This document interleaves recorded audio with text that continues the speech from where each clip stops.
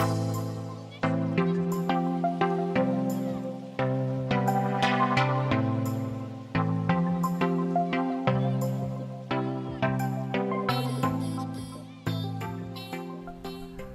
what's up, everybody? Back with another vlog. Finally getting to do the vlog I intended on doing last weekend, since there was no bullshit with Facebook this time. Kind of grateful for that. So yeah, I want to talk about a subject that I kind of want to present to a few people, because some people's asked me about it. Because some people seem a bit confused about my relationship with Susie, also known as Dr. Bitchcraft. So I want to explain a few things and give you an idea of how we work, how we roll. So this episode today is about polyamory. Now, okay, though, I want to put a header out there for anybody else in the polyamory community. While Susie and I have been polyamorous for a few years, I'm not claiming to be an expert on polyamory. This is just my own experience with it. Everybody's poly is different, there's different dynamics. There's so many different versions of it, and there's so many different, dynamics, But I'm just explaining our point of view. Anybody else that I know is watching this, or anybody that is in the polyamory community and everything, you please feel free to leave comments below. Even share your experiences if you'd like. Also, if I'm misinformed about anything I share, please correct me on that. I would appreciate that. And also, I'd like to say, no shitty comments from people or anything, but let's face the fact, it's YouTube. It's going to happen probably anyway. And honestly, fine, leave shitty comments. Just adds to the views. Sure, build up my algorithm a little bit. Why not? So yeah, sorry, we're gonna have to split it out here. So yeah, basically, the definition. We're gonna go with the Wikipedia definition, because that's pretty good. It's basically a dictionary definition too. Polyamory is the practice of or desire for intimate relationships with more than one partner, with the consent of all partners involved. It has been described as consensual, ethical, and responsible non-monogamy, which, explains it. That actually explains a lot right there.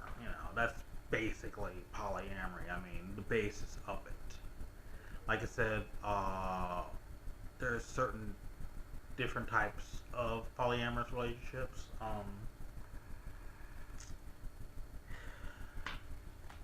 Now, the thing that's not, I'm going to explain that right now.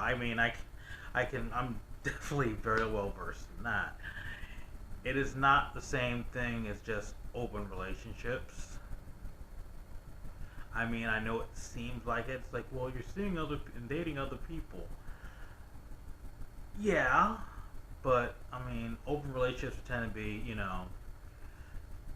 a couple just, they're together, but they go ahead and fuck whoever they want. Polyamory is a little different, and it's not necessarily just a sex thing either. You can have a polyamorous relationship and everyone involved is asexual. But yeah, it's not a swinger thing. Once again, it goes back to the open relationship thing. So it's none of that. I mean, I'm not knocking any of it. If you're in an open relationship or if you're a swinger, more power to you. I am not shaming at all. That's what makes you happy, and you enjoy that. Then by all means, bless you. um, but with polyamory, like I said, it's not necessarily about sex. I mean, sex can be involved, but that's only like pertaining to the people involved.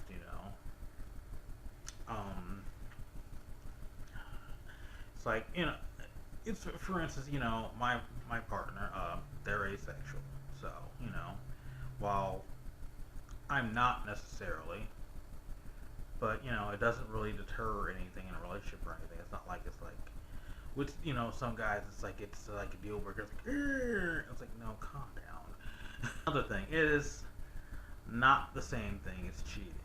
It's not, the thing about polyamory. Some people call it like relationship anarchy too. I think, or maybe relationship anarchy is slightly different. I would always assume relationship anarchy was the same. It was just another word for polyamory because it's a relationship, but it's just based. I don't know. It might be something different. Once again, not an expert and open to explanations and corrections on this one. Yeah, I mean, the thing about polyamorous relationships is being in a non-monogamous relationship, but it requires, sometimes I say it requires even more communication than a regular monogamous relationship, Honestly, I'll be honest with you, it has taken me over time, over the years, to get the communication right, because,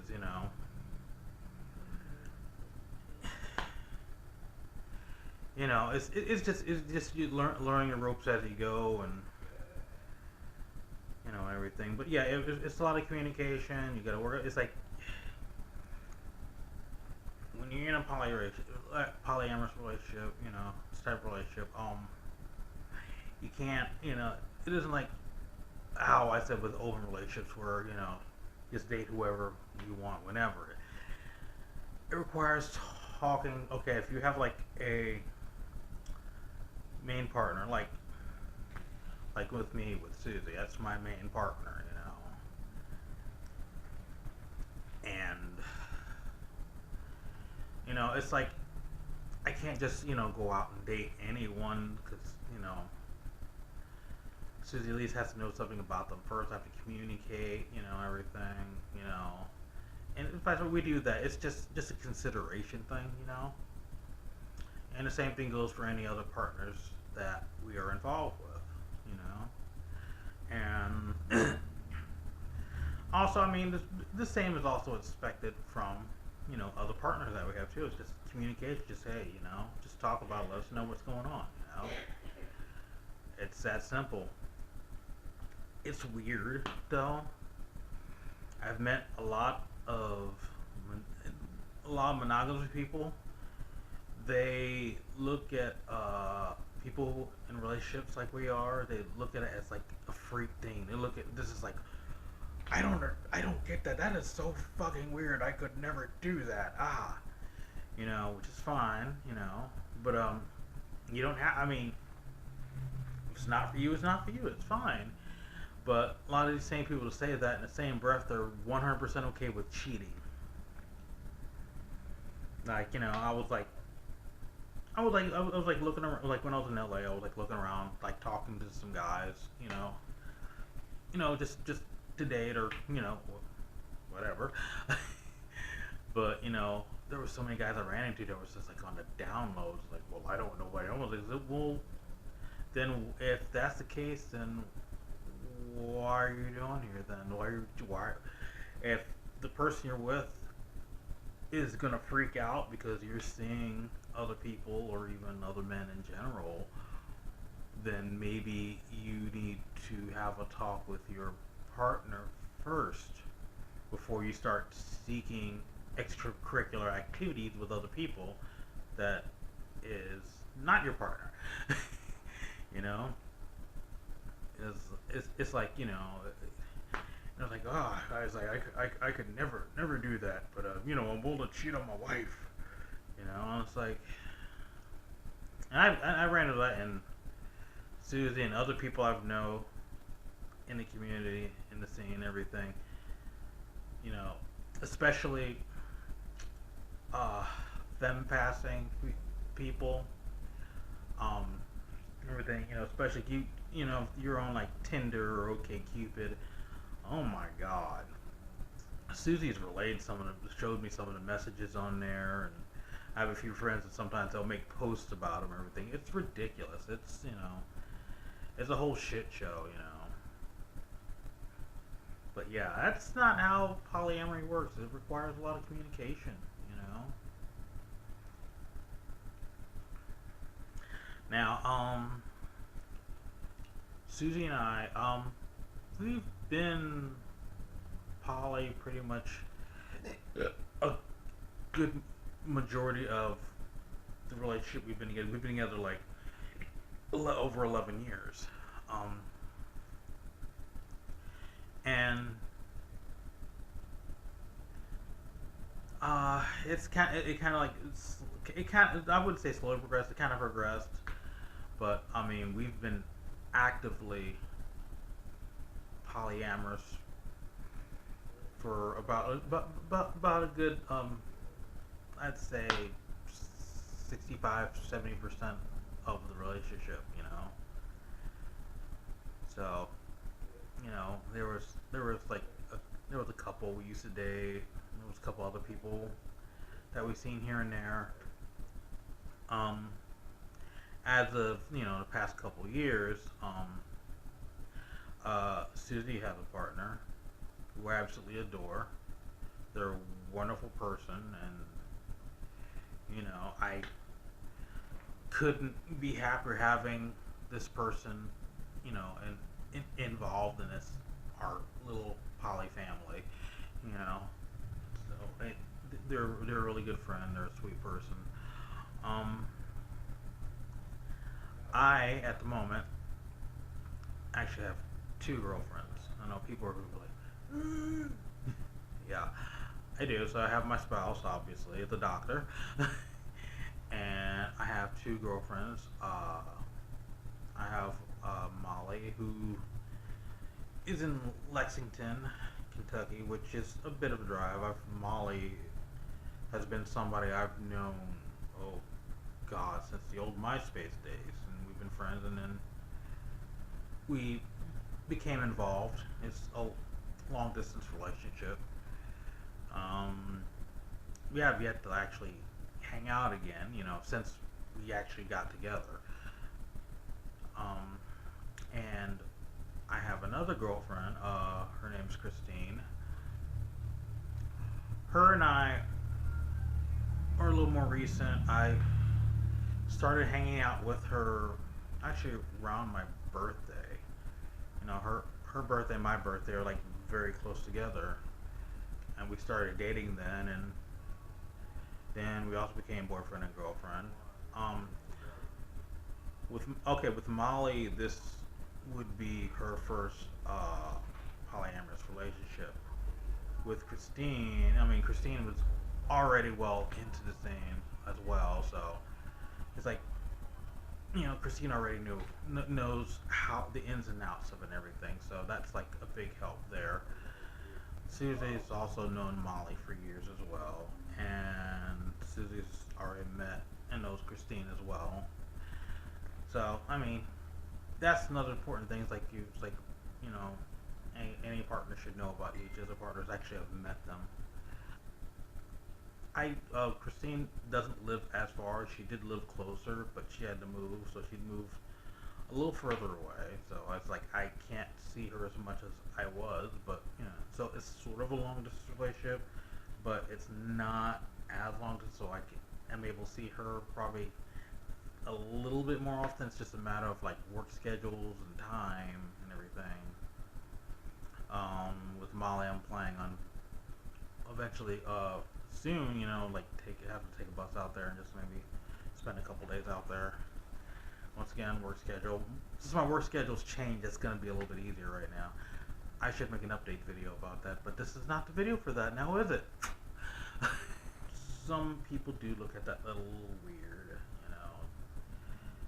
It's it's really funny. It's like because there's like a store, like the grocery store we go to locally here. It's like I go there by myself. I also go there with Susie a lot. You know, we go shopping together. You know, when we're being the way we are over there. You know, me silly and sweet and everything. And then I've been there a few times with Christine as well, and it's like me and Christine are interacting, you know, the same way. So people look like, huh? So you know, a lot of people, some people haven't even heard of polyamory, or they're not even aware there's such things as non-monogamous relationships. You know, they're like, they see it, they automatically think, oh my God, he's got a mistress, and it's not even like that, you know. It's really not. And there is a stigma around like non-monogamous relationships, you know. There's a lot of people who are monogamous. It works for them. That makes it work, and it's a beautiful thing. It's great. You know, I'm not knocking, you know, any love or any relationships down or anything. Not anything like that. You know, some people are better being monogamous, you know, and some people are, you know, more prone to being non-monogamous. Like I said, Susie and I have been together for 11 years, and most of that has been a non-monogamous relationship. This relationship has lasted much longer than any of the monogamous relationships I've been in. You know, I mean, the longest relationship I was in before Susie was 3 years, and here I am, the better part of 12 years in a relationship already with somebody. You know, and it's been a non-monogamous relationship for the most part, and it's worked out well for us. I mean, just like any relationship, it hasn't been perfect, you know. There's been arguments, you know. There's been things here and there, and then, but you know, we've always, you know, managed to pull things together. I've grown a lot as a person since from, you know, when I first got with Susie, you know. So yeah, for some people it works out better, you know. And it's not like we don't go around preaching to other people, hey, you should be non-monogamous, you know. It's not anything like that, you know. It's not about, okay, well, with us, you know, it's not about, you know, oh, we're wanting threesome, so we're just throwing a fancy word and trying to get like a third person in the bed or something like that, because once again, you know, this really isn't about sex. It's about, you know, relationships and everything. There are, you know, some polyamorous dynamics that are a little different. I mean, there's some that is basically like a whole threesome relationship. Like there's like some relationships, it's like a couple that bring a third person in. Sometimes I refer to as unicorn hunters. But it's like, you know, they have like, it's a couple, it's like they have like something like a one penis policy where it's like the guy and the girls can be involved with each other, but they can only guy they can be with involved with that guy. I mean more power to them as well. Once again, I'm not judging or shaming anybody for that.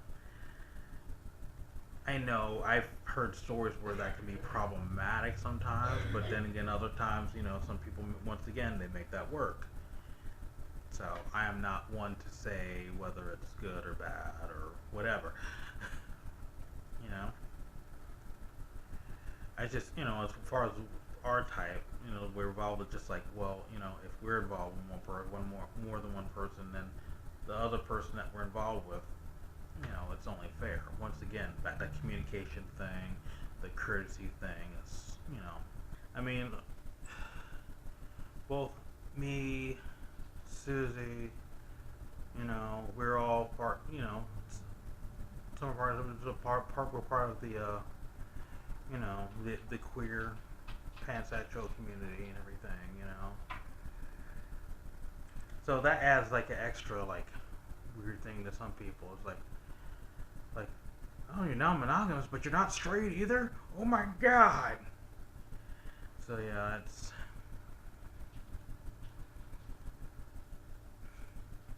that's people's reactions for you. I mean,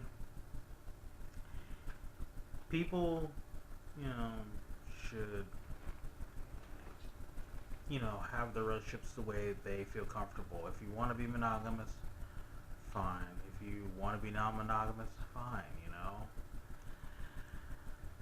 But don't trash somebody's lifestyle because you feel like your Bible says it's wrong. And don't judge people for having healthy, happy non-monogamous relationships when you're monogamous, you're cheating. I think that's what bugs me the most, about people like that is, people who are just looking to cheat, but there's like, oh, you're in some weird open relationship thing. I don't like it. Nah. And it's not polyamory. It's definitely not about orgies or anything. I have been asked that too. Why is it every time I'm filming a video, this cat acts like a little asshole? Anyway, know me. Quit. But see, you maybe forget what I was talking about. But no, it's like I said, it's not like orgies and all that. It's really, like I said, once again, not to repeat this a lot because people don't get that. It's not just about sex,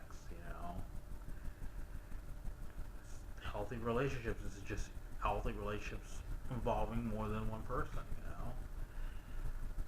I have, a small polyamorous family, and I love my polyamorous family,